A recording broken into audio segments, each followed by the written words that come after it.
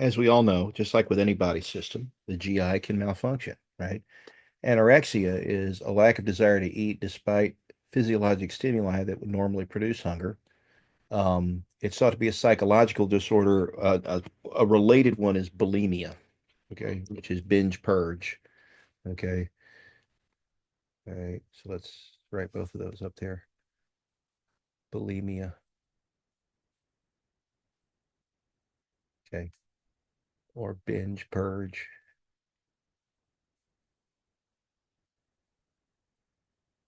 okay. These are both psychological eating disorders, okay. Sometimes people with bulimia induce vomiting. Sometimes they use excessive amounts of laxatives. Okay. Vomiting or emesis. Emesis. Okay. Forceful emptying of the stomach and intestinal contents through the mouth. Several types of stimuli initiate this. Common symptoms of vomiting are hypersalivation and tachycardia. Okay. Now, the purpose of vomiting, the normal physiological purpose, is to eliminate a toxin. Okay. But there are other stimuli that can induce it as well that are pathological, right? But that's the intended physiological consequence. Okay. Okay, nausea, a subjective experience associated with a number of conditions. Retching is non-productive vomiting, projectile vomiting, spontaneous vomiting doesn't follow nausea or retching. Constipation is infrequent or difficult defecation. Its primary condition is dealing with transit. Okay, if the transit is too slow, you recover too much water from the fecal material, it's difficult to pass. Then there's a pelvic floor outlet dysfunction, in which you can't get the material through a block. Okay. Secondary condition can be caused by different factors such as diet, meds, disorders, and aging. Okay. We see straining with defecation, hard stools, sensation of incomplete emptying, manual maneuvers to facilitate stool evacuation. Fewer than 3 bowel movements a week generally is diagnostic. Okay. Here we have to manage the underlying disease. Diarrhea is the reverse. Okay. Passage of the material through the colon too quickly causes often result of a leaky gut. Okay. It can be acute or persistent, large volume diarrhea caused by excessive amounts of water or secretions, or both in the intestine. Small volume, the volume of feces isn't high and usually results from excessive intestinal motility. Major mechanisms: osmotic, secretory, and motility diarrhea. Systemic effects: dehydration, electrolyte imbalance, weight loss, which is one of the reasons why in treatment of this, you just want to replace what's lost. You don't want to take an antidiarrheal. Okay. It can also be associated with certain malabsorption syndromes, such as lactose intolerance. We treat with fluid restoration, anti-motility or water absorbent meds, and treatment of causal factors. Okay. Abdominal pain can be mechanical, inflammatory, or ischemic. Okay. Usually treat with tissue associated with tissue injury and inflammation. We can see parietal and visceral and referred pain. Remember that referred pain is pain felt in an area other than where the organ is, which is pain referred, meaning relocated to another body part. Okay. GI bleeding, upper GI, esophagus, stomach, or duodenum. Okay. If it's a significant amount of blood, it will show up as black granular deposits in the stool. Okay. Lower GI bleeding can show up as frank blood, red. Okay. This is if it's a significant bleed. Okay. This would be jejunum, ileum, colon, or rectum. The reason for the appearance of black granular deposits in an upper GI bleed is that the acid in the stomach turns the blood black. Okay. Occult blood is basically a bleed that you can't see with the naked eye, and you have to do a chemical test. This can be the result of an ulcer. This can be the result of a tumor. This can sometimes be the result of certain types of infections. Okay. Physiologic response depends on the rate and the amount of blood loss. So you can see here the flow chart, right? I won't go through every aspect, but That's there in your book. Okay. Dysphagia is difficulty swallowing. All right. This can either be because of mechanical or functional disorder. Achalasia is related to loss of inhibitory neurons in the myenteric plexus with smooth muscle atrophy in the middle and lower portions of the esophagus. Okay. And the result there is what we would call a functional block. Okay. Meaning that you're not able to push the material through, not because there isn't a passageway, but because there's no way to push it. Okay. Dysphagia, stabbing pain at the level of the block, discomfort after swallowing, regurgitation of undigested food, unpleasant taste, vomiting, aspiration, and weight loss. Symptoms are managed eating small meals slowly, taking fluid with meals, sleeping with the head of the bed elevated to prevent regurgitation and aspiration. GERD is reflux acid and pepsin from the stomach to the esophagus that causes esophagitis. Resting tone of the lower esophageal sphincter tends to be lower than normal. Conditions that increase abdominal pressure or delay gastric emptying can contribute to this. Okay, so like what? Obesity,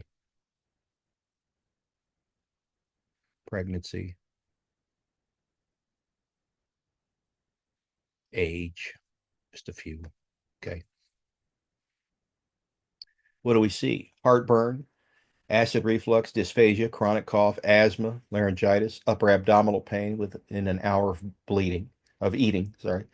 Proton pump inhibitors are the agents of choice for controlling symptoms and healing the esophagitis. Remember that the stomach secretions belong in one place, and that's in the stomach itself. Okay. And if they get up into the esophagus, they can make it scar and bleed. Hiatal hernia is where a portion of the stomach pops up through the esophageal hiatus, which is an opening in the diaphragm, and becomes choked off by the muscles of the diaphragm, cutting off blood supply. Okay. You can have a sliding hiatal hernia, paraesophageal hiatal, or a mixed. We do a conservative treatment. Gastroparesis is simply delayed motility or lack of motility. Okay. It's associated with diabetes, surgical vagotomy, or fundoplication, which is a type of gastric surgery for weight loss. Symptoms include nausea, vomiting, abdominal pain, and postprandial fullness or bloating. Okay. Now, we should point out that this is also an effect of semaglutides. Okay. Such as Ozempic. Okay. The idea behind these drugs is to slow the rate of movement of food through the tract and make you feel fuller faster. Okay. But sometimes it can result in paralysis, which is essentially what's going on here. Pyloric block, the blocking or narrowing of the opening between the stomach and duodenum, can be acquired or congenital. We see epigastric pain of fullness, nausea, seclusion, splash, vomiting with a prolonged block, malnutrition, dehydration, extreme debilitation. Conservative management recommended. Paralytic ileus, an intestinal block, is any condition that prevents the flow of chyme through the GI. A simple block is a mechanical block. Okay, that could be a twist, a buckle, a kink, a tumor. Okay, undigestible material. But a functional block is a failure of motility. It can occur after intestinal or abdominal surgery, pancreatitis, or hypokalemia. There are also certain infectious diseases that can cause this. Okay, the result though is the same, right? Expansion of the pipe upstream of the block with the danger of the pipe rupturing. Okay, and this is something we have to avoid at any cost. Okay, so there's the flow. Okay, what's going on? Paralytic ileus, signs, colicky pain, nausea and vomiting. Signs of large intestine block, hypogastric pain, abdominal distension. Okay, gastritis literally is a stomach ache. Okay, we've misnamed a lot of these things, right? Heartburn is gastritis. Okay, it's got nothing to do with the heart. Okay, and we often mistake um, gastroenteritis for gastritis because we're not aware of where the stomach is. Okay, so we misname a lot of these things. But this is inflammation of the gastric mucosa. Acute forms caused by injury of the protective barrier. Chronic includes type A immune, okay, and chronic antral, which is type B auto non-immune. So when you're talking about immune, we're talking about inflammation, okay, basically a hypersensitivity. The symptoms are often vague, okay. Now, peptic ulcer disease is a special case, okay. Um, a gastric ulcer is a cavitating bleeding wound, and in most cases, all right, the bad actor is something called Helicobacter pylori, who has a couple of interesting properties. Number one, he can colonize the lining of the stomach, but he also produces an enzyme called urease that neutralizes stomach acid through the production of CO2 and ammonia from urea, so that he can grow in a pH neutral region. But his induction of inflammation causes the wound to bleed, and the action of the acid and the inflammation can sometimes um, make it all the way through the other side, and that is called a perforated ulcer. And then you start to leak stomach acid into your abdominal pelvic cavity, and it's an immediate medical emergency. Okay. Now, you might wonder, okay, well, where is Helicobacter? And the answer is it's everywhere. All right. But the reason not everybody's suffering from gastric ulcers is there's a genetic component to this. You have to sort of inherit the right kind of stomach lining for this guy to latch onto you in significant numbers and cause this problem. Okay. You can have acute and chronic ulcers. You can have superficial ulcers or erosions. Okay. Zollinger-Ellison syndrome is a rare GI disorder that causes tumors that cause the stomach to produce too much acid, resulting in peptic ulcers. The tumors, called gastrinomas, are usually located in the pancreas or duodenum and release gastrin. Okay, so too much gastrin. Duodenal ulcers, okay, most common form of peptic. We talked about Helicobacter. Hypersecretion of stomach acid and pepsin can exacerbate a pre-existing ulcer, but rarely produce one. And NSAIDs can thin the alkaline mucus and exacerbate existing ulcers. Okay. It's characterized by intermittent pain in the epigastric area, relieved rapidly by ingestion of fluid or antacid. Management is aimed at relieving the causes and effects of hyperacidity, preventing complications. So proton pump inhibitors, and if it's Helicobacter, antibiotics. Okay. So there it is. Nasty looking. Okay. All right. Gastric ulcers tend to develop in the antral region of the stomach, adjacent to the acid-secreting mucosa of the body. The primary defect is an increase in mucosal permeability to the acid.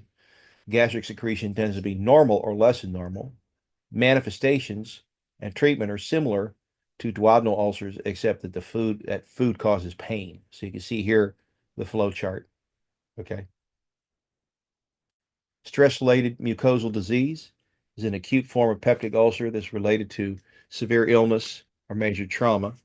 Ischemic ulcers happen within hours of trauma. Burns, hemorrhage, and heart failure, okay, or sepsis are associated. Curling ulcers develop as a result of burn injury. Crushing ulcers develop as a result of a brain injury or brain surgery. Okay, so all of those. Um, Cushing ulcers develop as a result of a brain injury or brain surgery.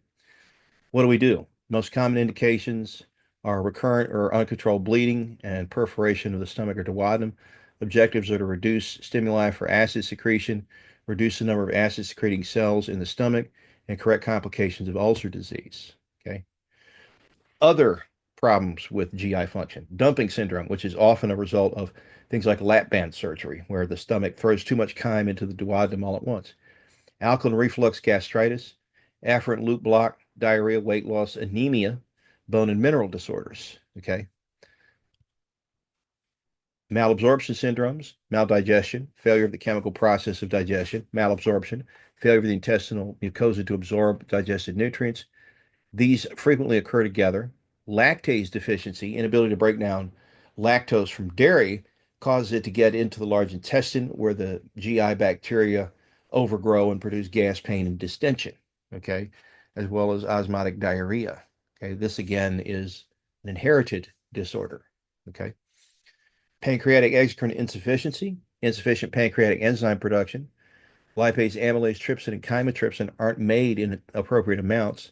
Causes include pancreatitis, pancreatic carcinoma, pancreatic resection, cystic fibrosis. Cystic fibrosis, remember, is where we produce secretions that are too high in salt, and we block tubular structures. So it has major effects in the respiratory system. That's where it's most keenly felt, but also in the reproductive, the urinary, and the digestive system. And it's an inherited disorder, and there is no cure. Okay. Fat maldigestion is the main problem, so the patient will exhibit fatty stools, as a condition called steatorrhea, where your stool floats, and weight loss. Bile salt deficiency. Conjugated bile salts are needed to emulsify and absorb fats. They're conjugated in the bile that's secreted from the liver, can result from liver disease and bile obstruction. Poor intestinal absorption of lipids causes fatty stools. There's our steatorrhea. Diarrhea and loss of fat-soluble components in your diet, such as your fat-soluble vitamins. A, D, E, and K, we've seen these before in A and P, right? Vitamin A produces retinol, which is part of the rods and cones and the photoreceptors in your eye. Vitamin D for calcium absorption. Vitamin K for clotting. Okay. Vitamin E for antioxidation. Okay. It's an antioxidant. Ulcerative colitis and Crohn's, right? Chronic relapsing inflammatory bowel disorder is partly inherited, partly environmental. Changes of the epithelial barrier function and altered immune reaction to intestinal flora are characteristic manifestations. Chronic inflammatory disease that causes the ulceration of colonic mucosas, ulcerative colitis. It can happen in the sigmoid colon or rectum, begins in the rectum and can extend proximally to the entire colon. Intermittent periods of remission and exacerbation are seen. Symptoms: diarrhea, urgency, bloody stool, and cramping. Treatment: mild to moderate disease is treated with 5-aminosalicylate therapy followed by steroids, thioprine, and immunomodulatory agents, or vedolizumab are used for serious disease and surgery. Okay. Granulomatous colitis, ileocolitis, or regional enteritis are manifestations. Idiopathic inflammatory disorder affects any part of the GI from the mouth to the anus, causing skip lesions. One side of the intestinal wall may be affected, not the other. Ulcerations can produce fissures that extend to the lymphatics. Symptoms are similar to ulcerative colitis. Anemia results from malabsorption of B12 and folate. The treatment is similar to ulcerative. Okay. Microscopic colitis, primarily in females and older adults. The two forms are lymphocytic and collagenous. The cause is unknown and results in chronic, daily, watery diarrhea. IBS, symptom-based disease characterized by recurrent abdominal pain and altered bowel habits. More common in women, associated with anxiety, depression, and low quality of life. Causes unknown, but mechanisms include visceral hypersensitivity, abnormal intestinal permeability, motility, and secretion, post-inflammatory response, changes in gut microbiome, food allergies, and psychosocial. What do we see? Lower abdominal pain or discomfort and bloating. Symptoms are usually relieved with defecation and don't interfere with sleep. There's no cure, and the treatment is individualized. Okay. Diverticulitis and diverticulosis. Okay. These are outpouchings of the GI wall. In diverticulitis, they become inflamed. Diverticulosis, they simply exist. Okay. Why do they happen? As we get older, the muscle tone in the GI tract can decline, and that can cause these outpouchings to occur, which act anatomically just like an appendix. It's like having a bunch of extra appendices coming off of your tract. Okay. Diverticula can occur anywhere, particularly at weak points in the colon wall. Complicated diverticulitis, we see abscess, fistula, block, bleeding, or perforation. Symptoms of uncomplicated diverticular can be vague or absent. Okay. Abscess and block, bleeding, perforation, we understand. What is a fistula? A fistula is a connection between two organ systems that aren't normally joined. Okay. And this happens in this case because of erosion of part of the wall. Okay. Appendicitis. Okay. Vermiform appendix off of the lower portion of cecum in the right lower quadrant can become plugged. The bacteria in there can produce gas, and that could cause the organ to swell up. We see periumbilical pain at McBurney's point. Perforation, peritonitis, and abscess formation are common complications if the organ ruptures. How do we treat? Well, we can remove it, surgical, or we can treat with antibiotics, or we could do a combination of both. Okay. Mesenteric vascular insufficiency. Blood supply to the stomach and intestine is impeded. In the celiac artery and superior and inferior mesenterics, you can have a reduction in flow. Mesenteric venous thrombosis can occur as well, okay, a block. Acute mesenteric artery insufficiency and chronic mesenteric ischemia are all manifestations of this, okay? How do we correct? Generally surgical, okay? Obesity, the definition of obesity keeps changing all the time, okay? Right now, it's a BMI greater than 30, okay? Associated with a higher all-cause mortality, generally develops when caloric intake is greater than caloric expenditure. Generally, that's most of the time. Okay. You're eating too much and you're not exercising enough. That's that. Major factor for morbidity, death, and high healthcare cost. We see an interaction of peripheral and central pathways and numerous cytokines, hormones, and neurotransmitters. Signaling mediators act on the hypothalamus and the brainstem to regulate hunger and satiety. What are some of the players here? Leptin, ghrelin, adiponectin, and peptide YY. Okay, now all of these operate as we expect in animals. Okay, all right. So in animals, what do we see? Okay, these hormones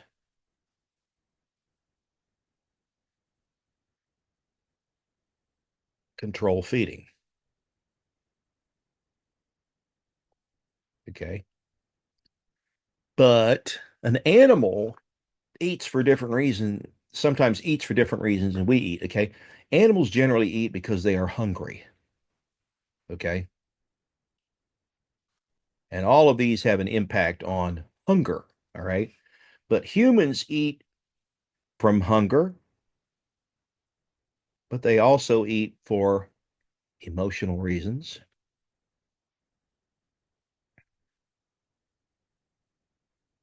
Okay. And satiety is often overlooked. Okay. That's the feeling of fullness, right? Sometimes people eat even though they're full, they're not hungry. That's one of the reasons humans gain weight. Okay. So all I can say on this is that we've solved obesity in animals hundreds of times. Okay. But in humans, it's a different type of experience. Okay. Visceral obesity is distribution of body fat around abdomen and upper body. We have an apple shape there. Peripheral obesity, body fat is extraperitoneal and distributed around the thighs and the buttocks, and you take on a pear shape. Peripheral obesity can be removed by liposuction. Visceral obesity cannot. I mean, you could try it, but it would be very dangerous. Okay. Normal weight obesity, normal body weight and BNI with a percent of body fat greater than 30%. Metabolically healthy obesity, obese but have no metabolically obesity associated complications and decreased risk for morbidity and mortality. Weight loss surgery is the most effective treatment for decreasing obesity related morbidity. Okay, on the other end, malnutrition, okay, lack of nourishment from inadequate amounts of calories, protein, vitamins, and minerals, starvation, reduced energy intake leading to weight loss, short-term starvation, glycogenolysis and gluconeogenesis, long-term refeeding syndrome, okay, and then cachexia is just the skeletal state that you see as body fat becomes reduced, all right. Um, where do we see this? Primarily in third world countries where there isn't a lot of um, land available that can support the growth of crops.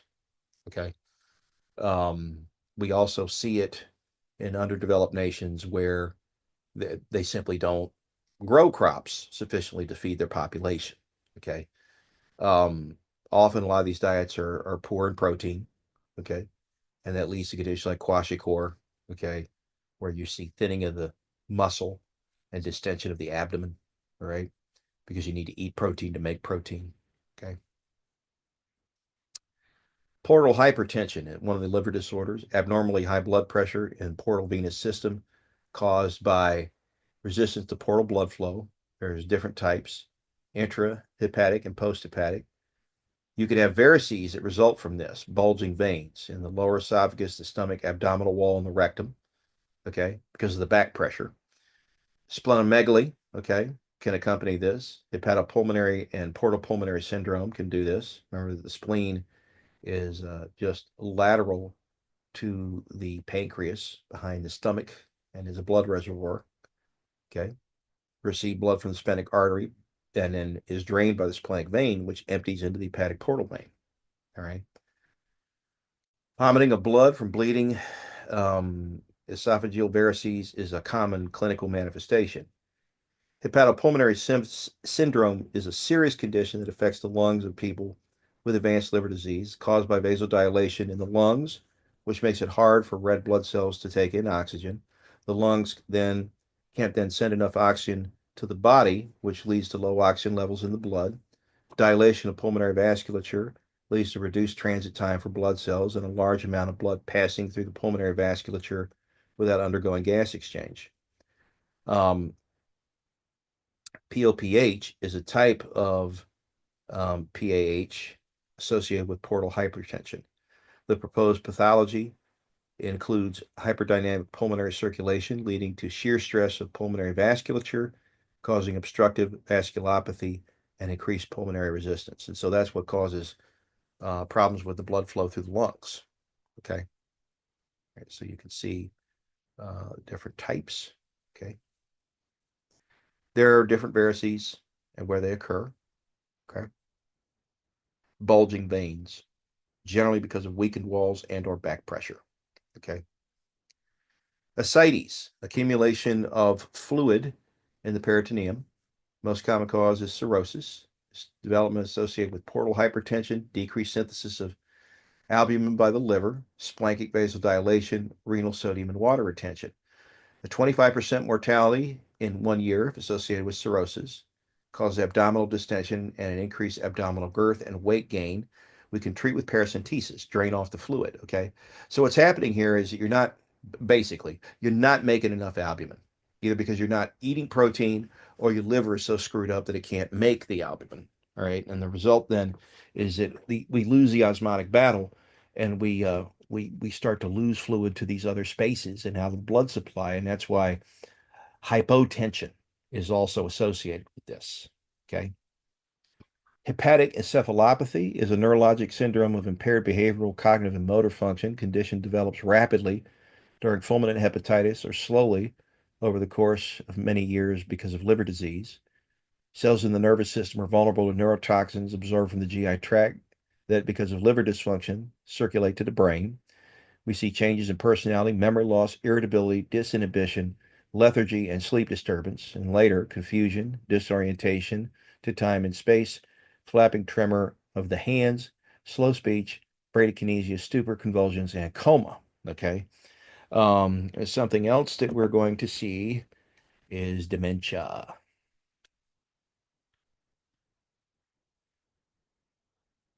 Okay. Because of the brain damage that results. Okay. So, yes, you can drink yourself into early dementia. Okay. Jaundice caused by hyperbilirubinemia. There's different types, obstructive and hemolytic. Obstructive jaundice, you can have an extrahepatic block outside the liver or an intrahepatic block in the liver. Hemolytic jaundice, or prehepatic, is excessive hemolysis of RBCs and not necessarily related to liver function. It's characterized by dark urine, yellow discoloration of the sclera in the skin, and light-colored stool. The most common cause of prehepatic jaundice is hemolytic anemia, which causes excess heme breakdown. In posthepatic jaundice or obstructive jaundice, there's an impediment to the flow of bile due to partial or complete obstruction of the extrahepatic biliary passage between the liver and the duodenum. Okay, so you can see all that here. Okay. Hepatorenal syndrome is a life-threatening condition that occurs when the kidneys fail in people with advanced liver disease. This syndrome occurs when the blood vessels that feed the kidneys narrow, making it harder for the veins to transport the blood, prevents the kidneys from filtering waste and maintaining blood pressure. The different types. Type 1 or acute, also known as HRS1, is characterized by rapid kidney failure, which can be life-threatening. Symptoms include a twofold rise in serum creatinine above 2.5 within a couple of weeks. Type 2, characterized by a more gradual decrease in kidney function, which could take months for the kidneys to fail. Type 2 often leads to ascites, which is an abnormal buildup of fluid in the abdomen resistant to treatment with diuretics. Okay. So manifestations, oliguria, and complications of advanced liver disease, and it can be acute or gradual. Okay. Acute liver failure. It's a rare clinical syndrome resulting in severe impairment or necrosis of the liver cells without pre-existing liver disease. Acetaminophen overdose is a leading cause in the U.S. Cirrhosis is an irreversible inflammatory fibrotic liver disease. Biliary channels get blocked and cause portal hypertension. The severity and the rate of progression depends on the cause. There are many causes, okay, but the number one cause of cirrhosis of the liver is alcohol and recreational drug abuse.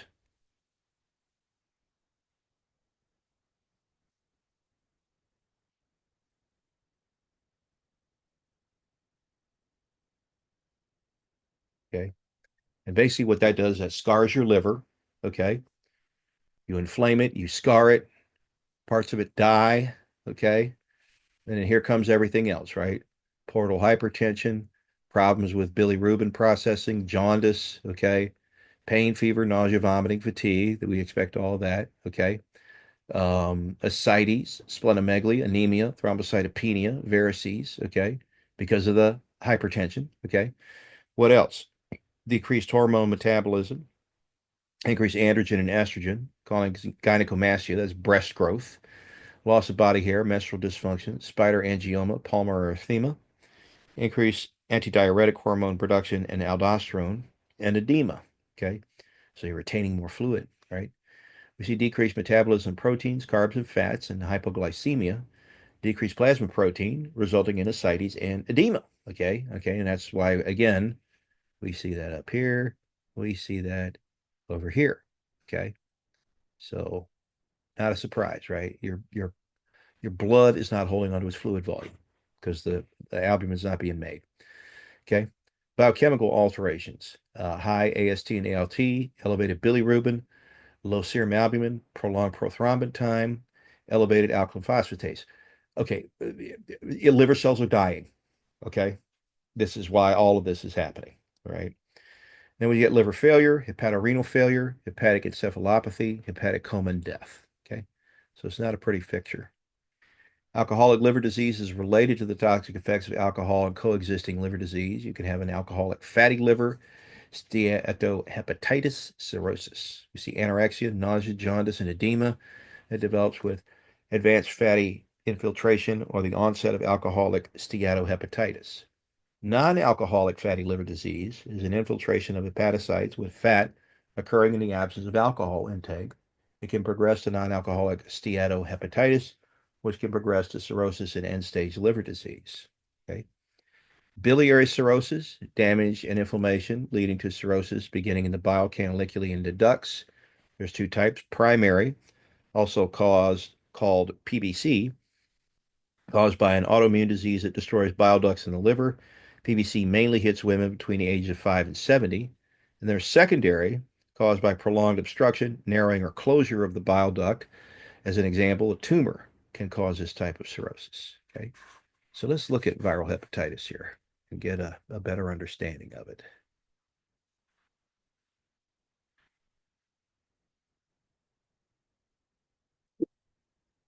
So hepatitis, meaning like this inflammation of the liver, most commonly comes about because of a virus. These viruses tend to target the cells in the liver, right? And when they get in and infect these cells, they cause them to present these weird and abnormal proteins via their MHC glycan molecules. And at the same time, these immune cells infiltrating the liver and trying to figure out what's going on. And so the CD8 positive T cells recognize these abnormal proteins as a sign that the cells are pretty much toast. Hepatocytes then go through cytotoxic killing by the T cells and apoptosis. Hepatocytes undergoing apoptosis are sometimes referred to as complement bodies, shown on histology here. And this typically takes place in the portal tracts and the lobules of the liver. The killing of the hepatocytes is the main mechanism behind inflammation of the liver in viral hepatitis. As someone's hepatitis progresses, we'll see a couple classic symptoms related to your immune system mounting an attack. Additionally, though, patients might have hepatomegaly. Well, hold on a second. The sound is just crazy here. We can keep those. I don't understand what's going on with the sound here. Let's go here. Okay, that's not what we need. That's not what we need. We can quit this. Okay. We got that. We got that. We got that. Okay, so what is going on here? Okay, is this? I wonder if this is it. Let's cut this down. Let's see what this will do. All right. Now let's try it. Here we go.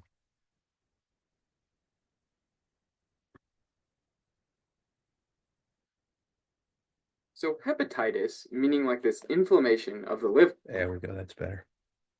Now let's share.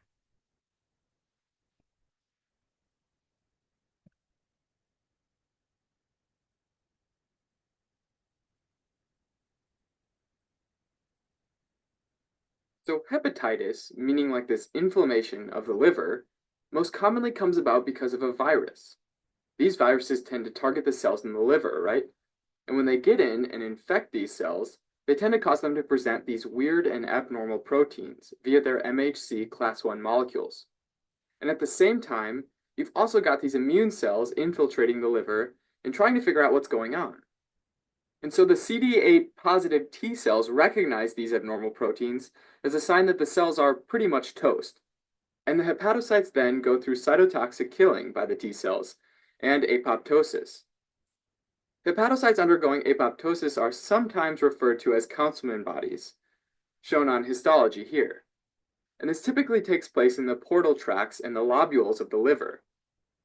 This cytotoxic killing of the hepatocytes is the main mechanism behind inflammation of the liver, and eventually liver damage in viral hepatitis. As someone's hepatitis progresses, we'll see a couple classic symptoms related to your immune system mounting an attack, like fever, malaise, and nausea. Additionally, though, patients might have hepatomegaly, where their liver is abnormally large from inflammation, which also might cause some pain, right? As more and more damage is done to the liver, the amount of transaminases in their blood will increase. This is because your liver has these transaminase enzymes, so it can do its job of breaking down various amino acids. Typically, the serum amino transaminase, or the amount in your blood, is pretty low. But when your hepatocytes start getting damaged, they start leaking these into the blood. So a common sign is a greater amount of both alanine aminotransferase, or ALT, and aspartate aminotransferase, or AST. Typically, even though both are elevated, ALT will be greater than AST in viral hepatitis, and it'll also be the last liver enzyme to return to normal. Also, elevated levels of atypical lymphocytes are common to see with viral hepatitis, known as atypical lymphocytosis. The lymphocytes are usually huge, very large, due to stimulation from antigens, in our case the hepatitis virus antigens. Patients often also end up developing jaundice, with a mix of both conjugated bilirubin and unconjugated bilirubin. The conjugated bilirubin leaks out when bile duct jewels are damaged or destroyed when the hepatocytes die, because those hepatocytes make up some of its lining. Also, since these hepatocytes are dying, you start to lose the ability to conjugate bilirubin and make it water-soluble, and so you end up with unconjugated bilirubin as well. So since there's both conjugated and unconjugated bilirubin in the blood, some of the water-soluble conjugated bilirubin gets filtered into the urine, giving it this darker color. Another common finding is increased urobilinogen in the urine. Urobilinogen is produced when bilirubin is reduced in the gut by intestinal microbes. Normally, most of that's reabsorbed and transported back to the liver to be converted into bilirubin, or bile again. But if these liver cells aren't working right, that urobilinogen is redirected to the kidneys and excreted, so you end up with more urobilinogen in your urine. If symptoms continue or the virus sticks around for more than 6 months, viral hepatitis goes from being acute to being chronic hepatitis. At this point, inflammation mostly happens in the portal tract, and if inflammation and fibrosis keep happening, we consider that a pretty bad sign, since it might be progressing to post-necrotic cirrhosis. Now, there are 5 known flavors of hepatitis virus that have slightly different and unique properties. Hepatitis A is transmitted through ingestion of contaminated food or water, in other words, the fecal-oral route, and is known to be acquired by travelers. Hepatitis A virus, or HAV for short, is almost always acute, and there is essentially no chronic HAV. If we're talking serological markers, an HAV IgM antibody indicates an active infection, whereas an HAV IgG antibody is a protective antibody that tells us that there's been recovery from HAV or vaccination in the past. Hepatitis E virus is actually pretty similar to HAV, with the same route of transmission, oral fecal, and is most commonly acquired through undercooked seafood or contaminated water. It also doesn't have much of a chronic state, and HEV IgM antibodies tell us that there's an active infection, and HEV IgG antibody is protective and signals recovery, just like HAV. Two big differences to note, though, between these two guys is that, 1, only HAV has the option for immunization, and 2, HEV infection for pregnant women can be very serious and can lead to acute liver failure, also sometimes called fulminant hepatitis. All right, next on the docket is hepatitis C virus. Now, this guy is transmitted via the blood, so it could be from childbirth, intravenous drug abuse, or unprotected sex. HCV usually does move on to chronic hepatitis, and there are a couple of tests that we use to help diagnose HCV. One way is by enzyme immunoassay. In this case, we'd screen for the HCV IgG antibody. If present, it doesn't necessarily confirm acute, chronic, or even resolved infection, because it isn't regarded as a protective antibody like it is in HAV and HEV. To get more specific confirmation, you might use recombinant immunoblot assay, which helps confirm HCV. It's more specific but less sensitive than the immunoassay. Clinically, recombinant immunoblot assay doesn't provide much usefulness and actually needs an additional supplemental test if it's positive. That being said, the gold standard for HCV diagnosis is an HCV RNA test using PCR, or polymerase chain reaction. This method can detect the virus very early on, as early as 1 to 2 weeks after infection. Basically, it detects the levels of viral RNA in the blood, which tells us the levels of virus circulating. If RNA levels begin to decrease, we know that the patient's recovering. If RNA remains the same, the patient probably has chronic HCV. Okay, on to hepatitis B. HBV is just like HCV in that it's contracted via the blood, so the same routes like childbirth, unprotected sex, and others. HBV, however, only moves on to chronic hepatitis in 20% of cases overall, but it also depends on the age that someone gets infected. For example, children less than 6 years old are most likely to get chronic infections, about 50%, and that percentage increases the younger they are. Also, chronic HBV is known to be linked to liver cancer. And all these things make HBV and the serology of HBV a super important concept to understand.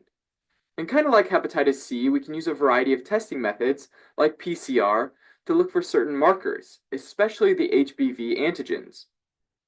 And the presence or absence of each of these at different time points can tell us different things. Alright, so the key marker for HBV infection is the HBV surface antigen. And this is going to be like the supervillain in this story. And this evildoer lives on the surface of the virus, here. And we can call it HBsAg, meaning hepatitis B surface antigen. Another marker, though, is a core antigen, meaning that these antigens come from the core of the virus, HBcAg. Think of these like the dispensable henchmen that work inside the villain's evil factory.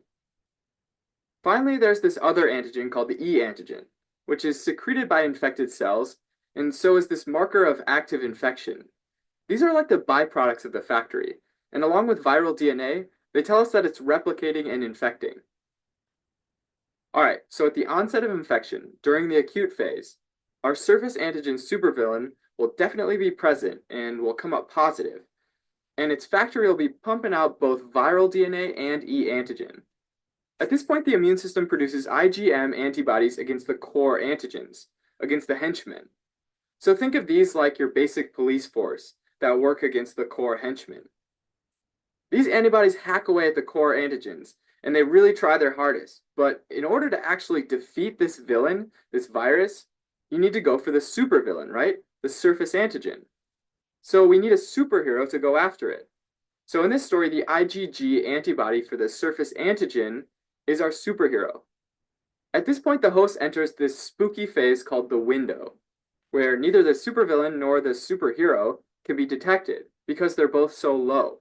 And this can last from several weeks to months. It's like this war is being waged, but we don't know who's coming out on top. The only thing you can detect during this stage is the IgM core antibodies, the police force. At this point, two things can happen. If the superhero comes out, the IgG antibodies to the surface antigen, then we're golden. And this means the day is saved and we win. The other possibility is that the supervillain wins, and surface antigens are still again detected. There may also be a presence of HBV DNA and E antigen because now it's replicating and the factory's up and running again.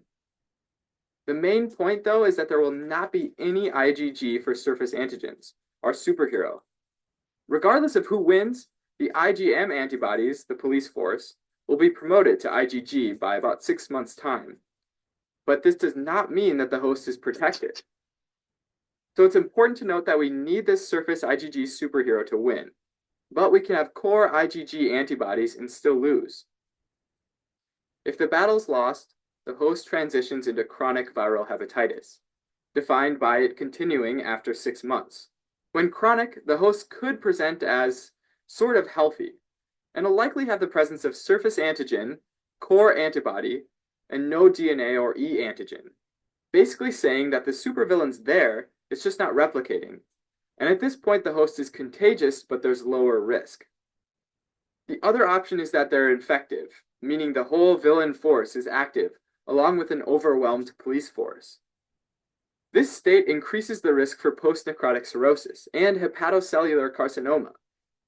One way to get around this whole fiasco is by immunization, which skips these steps and gets you right to the IgG superhero antibody for surface antigen. All right, last but not least. Well, maybe it's the least, I don't know. Anyways, hepatitis D virus is unique in that it needs HBV, meaning that it can only infect a host if that host also has HBV. If it infects at the same time, it's called co-infection. If it infects sometime later, it's called superinfection, which is considered to be more severe than co-infection. If either the IgM or IgG antibody are present, that indicates an active infection. So in this case, the IgG is not a protective antibody. And that is a very brief overview of viral hepatitis.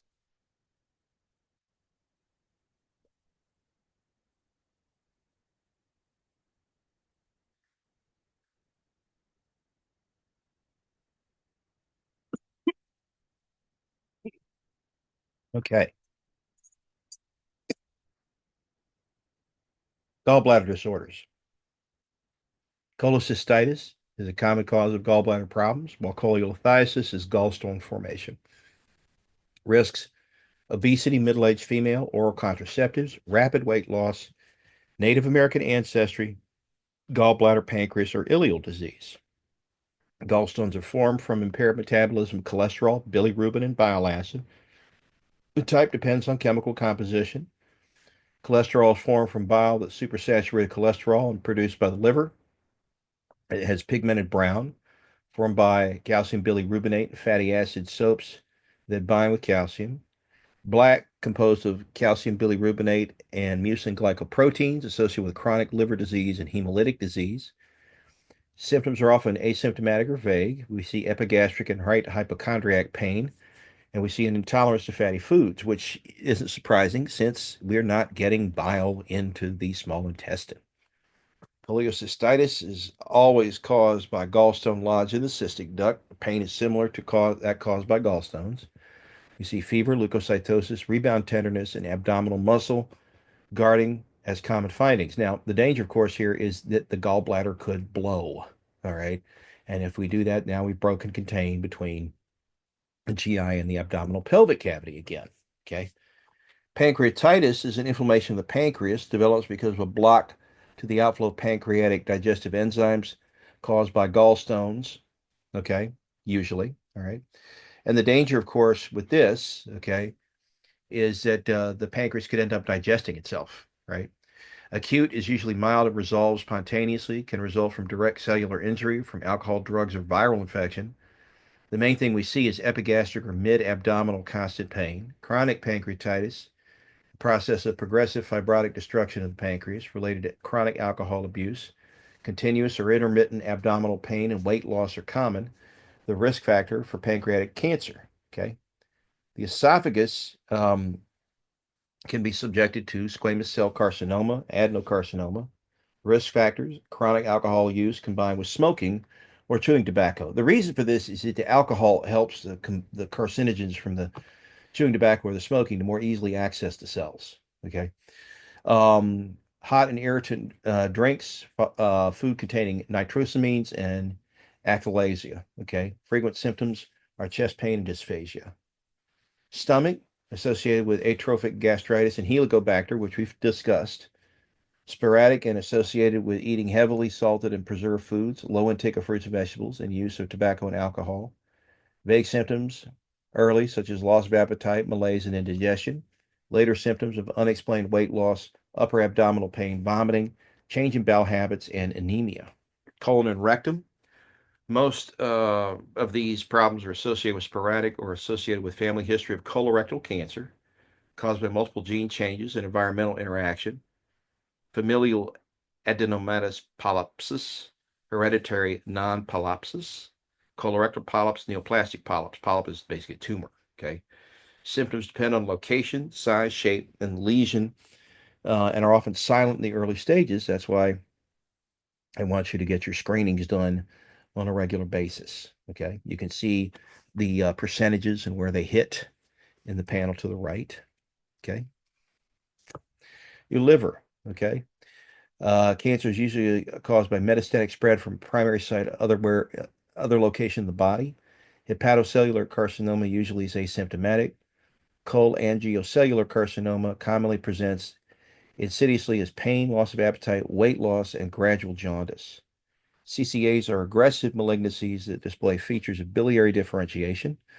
According to their anatomical location, CCAs are commonly classed as intrahepatic or extrahepatic tumors, the later entity being further split into perihilar CCAs, also termed Klatskin tumors, and distal tumors. While a majority of CCAs occur sporadically, established risk factors such as liver fluke infestation or primary sclerosing cholangitis also contribute.